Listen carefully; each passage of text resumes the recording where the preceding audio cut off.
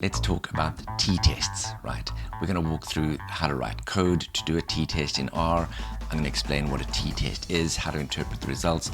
We're going to look at the independent t-test and the paired t-test and understand the difference between the two. None of this is complicated. I'm going to use examples and I'm going to use code that you have access to so you can replicate everything that I'm doing at home to practice. You're going to love this. Don't go away. Let's do this. Boom shakalaka. This YouTube channel, we're creating R programming videos on everything.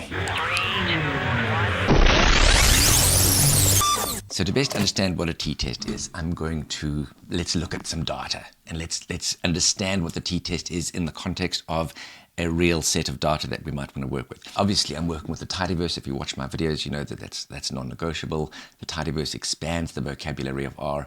Boom shakalaka, happy days. If you install the Palmer Penguins package, you get access to a nice data set called Penguins, and we're going to have a look at that right now. So let's view the Penguins data and have a look at what we've got, and this will help us understand what the t-test is. Essentially, in summary, the t-test is we're comparing means or averages, right? In this data set, we've got a variable called species, and for species, there's the number of possible species of penguins, and we're going to use 2 of them, and that's important, by the way, 2, not 3. If we were going to use 3 of those categories, we would use a different test. We'd use the ANOVA test.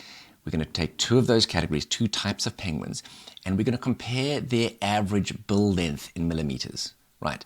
So if you look at this data, we've got 2 variables that we're interested in, a categorical variable and a numeric variable. That's important. When you do a t-test, you're always going to use 1 categorical variable with 2 categories. If there are more than 2 categories, you're going to want to slim that down, and we're going to do that in this example, down to 2 because you're comparing 2 means.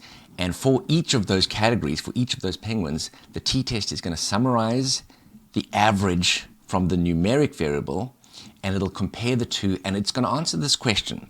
Are those 2 averages, those 2 means, the same? Is the average bill length for the 2 species of penguins we're going to look at? We're going to be looking at Adelie and Chinstrap, and you can see that in the diagram that I've got there. Are those 2 averages is the same, or is there a difference between the average bill length across these 2 species?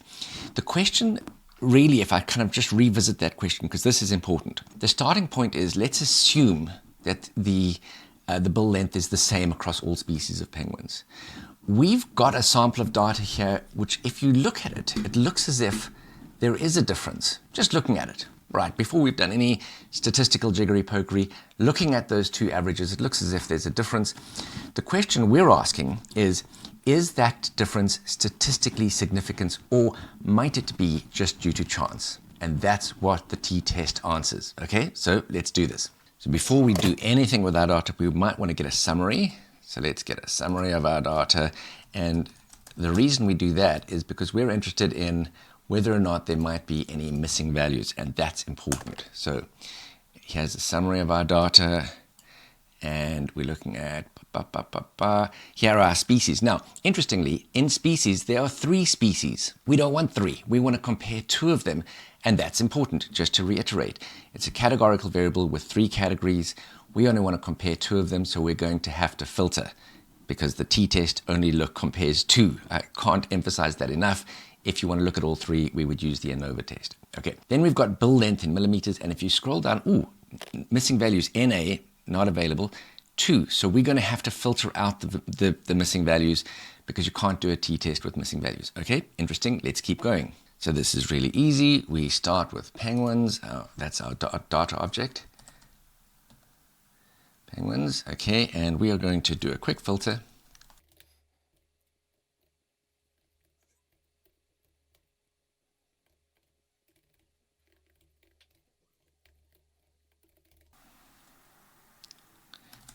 And we're going to drop NA. Okay, so just to look at that code, we've said filter, species. Just a quick way of doing a filter where you want to grab 2 particular categories is we just put a concatenation and this little in thing, Adelie and Chinstrap. We pipe that into drop NA, and we specify which variable we're dropping the NAs from, in this case bill length, and that's going to give us the penguin data set nice and clean. Okay. Now we're going to pipe that into our t-test, easy peasy lemon squeezy. Pipe operator t dot test, open brackets. The first argument is what is the numeric variable that is going to be, for which we're going to create the means. So we're going to put that in as build length. And then we put in this little tilde here to say what is the categorical variable with the two categories that we're going to use to kind of summarize the means. In that case, it's species. Now the next argument is data, and we put data equals. Now, usually when you do the t-test, if you've got a data set that's already cleaned up, there's no missing values, there's only two categories in the categorical variables, you wouldn't be doing all of this piping in, penguins, filter, drop NA, etc., etc. In that case, you would simply write in the name of the data set right there, and it would do the t-test for you. Because we're piping it in, right? We've done some data manipulation, we've done some cleaning of the data on the way in. And because when we pipe data, a data object into a new function in R, the R expects that piped data object to be the first argument. And in this case, the first argument for the t-test is not data, but it is build length. So we put data equals dot, and that'll do the trick. It'll tell R to take the data object that's being piped into this function and stick it in over there. And if we push Control Enter, here is our results. Before we look at the results, I want us just to quickly remind ourselves what it is we're doing with the t-test. We're asking, is there a difference in the average build length between these two species? In statistics, we often start with a null hypothesis. In other words, let's make the assumption that there is no difference. Okay, if we assumed that there's no difference, that's our null hypothesis, that the average build length for all of the species of penguins was exactly the same, or for these two was exactly the same. If that were true, what are the chances that we'd, in a sample, get this difference, the difference that we're seeing? And that's our p-value, that probability. And in this case, the p-value is very small. P-value is less than 2.2 times 10 to the power of negative 16. It's a tiny, tiny number. So it's very, very, very unlikely that if it were true that there was no difference, we would get a sample that showed the difference that we're seeing. Does that make sense? In other words, we can have confidence that the difference we're seeing is real, that it is statistically significant. Okay, good. So that's the p-value. Then at the bottom here, we can see that it actually gives us the average, the mean for each group. So the mean in Adelia is 38.7. The mean in the chinstrap is 48.8. And the difference between them is about 10, right? And we can have a confidence interval around that difference. Now, because in this case it's subtracting the 48 from the 38, it's giving a confidence interval. It's between minus 10 and minus 9. If we subtracted them the other way around, it makes no difference. It would be between 9 and 10. The point is, this is the confidence interval. In other words, we think the real difference between these means is somewhere between minus 10 and minus 9. The important thing about the confidence interval is that it doesn't include the value of 0. If it included the value of 0, in other words, if one was minus and the other was plus, that would mean that within our 95% confidence interval, it includes the possibility that there's no difference. In other words, that in actual fact, both means are exactly the same. Okay, I hope that makes sense. That's the independent t-test. Next, we're going to talk about the paired t-test, which is very, very similar. A couple of subtle differences, and you'll understand that perfectly in just a few seconds. Before we look at the paired t-test, I just want to let you know that I've got a cheat sheet. This is the lesson that I'm teaching you right now, right? So it's got all the arguments that you could use, understanding the independent t-test. Then, for example, for these graphics that I've produced, here's all the code. If you're interested, this is the ggplot code, and I have these little annotations that will tell you all about the code if you need to know it, and then there's the test itself and how to interpret the test, etc., etc. So everything you need to know is on this cheat sheet. You can get this cheat sheet for free at learnmore365.com, create a free account, and then you get access to a resource library, and this will be on that resource library, and many, many other resources too. Okay, so let's jump into the paired t-test. So the paired t-test is exactly the same as the t-test with a couple of subtle differences. In the paired t-test, you're comparing the average between values taken from the same group measured twice. Okay, let me illustrate that with this example. This is an example, and we're going to look at a sleep data set. You've got access to the data. I'm going to show you how to access that right now. But it's an experiment where a group of people are all given a drug, and we measure how much extra sleep they get. So it's some sort of sleeping tablet, right? Then we take the same group of people at a later point in time, we give them a different drug, and then we again measure the extent to which they got extra sleep. Now, notice that it's the same people, that each person got a measurement twice. And so these people, the subjects are paired. It's the same person. And because it's the same person, that person has the same characteristics, the same sort of dispositions, the same sort of baseline sleeping habits, etc., etc. So it's important from a mathematical point of view that these things get paired up. Sometimes you can do a paired t-test where it's not the same subject getting measured twice, but there are subjects that are paired because of similar characteristics, etc., etc., etc. But the point is that in each group, the individual subjects are paired. The way we do the coding is there's a couple of little subtleties. So I'm going to show you that you need to have sort of two columns, and we're going to do that right now. So pay attention, not difficult, easy peasy, lemon squeezy, boom shakalaka, let's do this. So let's start by viewing the sleep data. Okay, so here you can see the sleep data, and this is the extra sleep, that column there. The group is the different drug groups. So we've got drug number 1, and if you scroll down here, here's drug number 2. And then the IDs are the people, right? So this is ID number 1 is person number 1, and you can see down here when we get to group 2, person number 1 appears again, person number 2. So you can see exactly what I mean. Now what we need from this is we actually need to rejig this data so that we've got the two groups, all this extra data is put into two different columns, one for drug 1 and one for drug 2. So the first thing we're going to do is we're going to do something called a pivot wide. Let me show you how to do that. In this case, I'm going to create a new data object, and I'm going to call it sleep wide. And that's going to be assigned sleep. And what we're going to do to sleep is we're going to do a pivot wide, or pivot wider.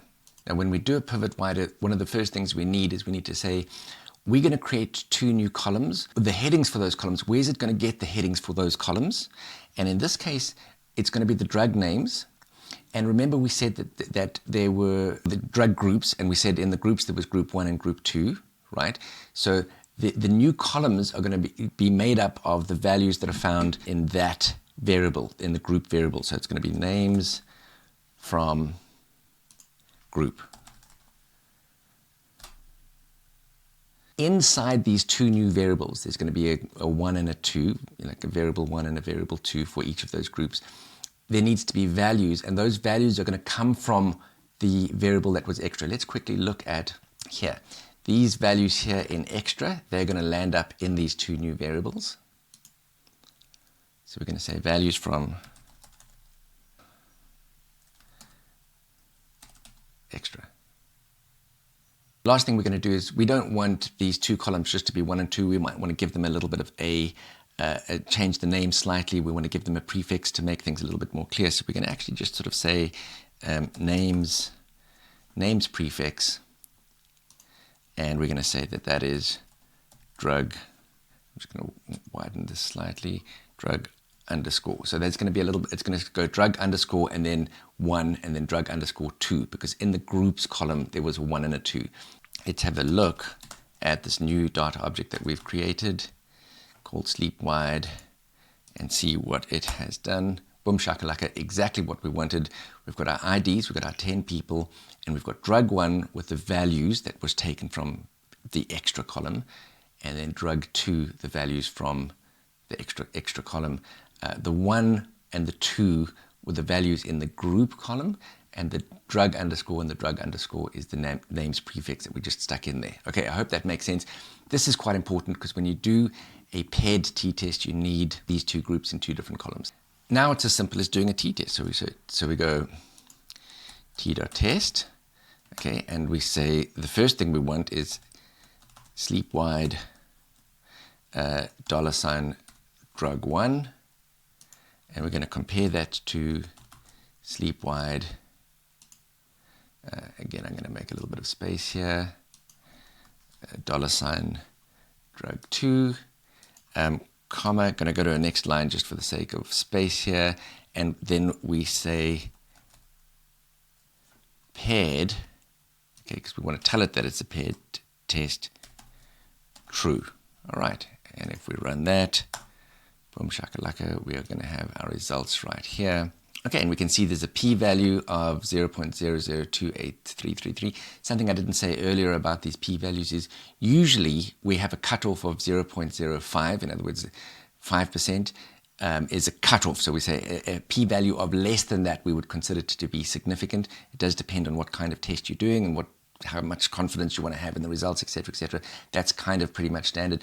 So a p-value that's very small, let's interpret that quickly. It means that if it were the case that there was no difference in the extra sleep between drug 1 and drug 2, what are the probabilities that we would see the differences that we're seeing at the moment? Well, that probability is very, very small, less than 0.002. We can reject that null hypothesis. We can reject that assumption, and we can accept the fact that the difference that we're seeing is real, that the difference we're seeing is statistically significant. Okay, otherwise the interpretation of all of this is exactly the same. The mean difference down here is negative 1.58. Of course, again, that's just a function of which you subtracted from which, and the confidence interval does not include the value of 0, which means that within the 95% confidence interval, there is no mean difference that would suggest that there was no difference. I hope you found that useful. That cheat sheet that I showed you a little bit earlier, I'm going to put a card on the screen right now. If you click on that card, it'll take you to learnmore365.com, to a place where you can get access to that whole cheat sheet. Okay, I hope this was useful. Don't ever change, don't do drugs, always do your best. Speak to you soon. Take care. Bye.